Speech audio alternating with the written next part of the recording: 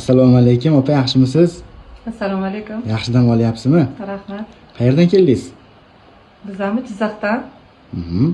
Taassurotlaringiz qanday bo'lyapti? Taassurotlar zo'r. Necha kun bo'ldi? Jizzaxdan keldik. Oyog'imda shipora bor edi, kecha keldik. Kecha kelganimizdan bu yerda xodimlari registratsiya qilib turib, bizni joylashib xonalarga lecheniyalarni boshladik. Muolajalar boshlaganimizdan keyin oyog'im juda ham yomon qattiq og'rir edi. Bir kunda o'zi lecheniyalarni ta'siri bilinib, kechasi yaxshi yotib, ertalab og'riqsiz turdim. Maşallah. Bir kunda sezdingiz? Bir kunda sezdim ta'sirini. Qaysi muolajalarda oldingiz?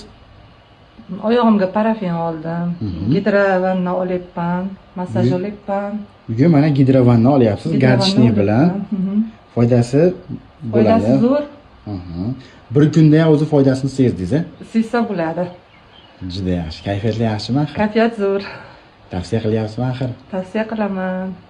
Kelinglar sanatoriyaga, juda ham zo'r ekan. Xodimlari ham juda ham yaxshi, xushmuomala hammalari.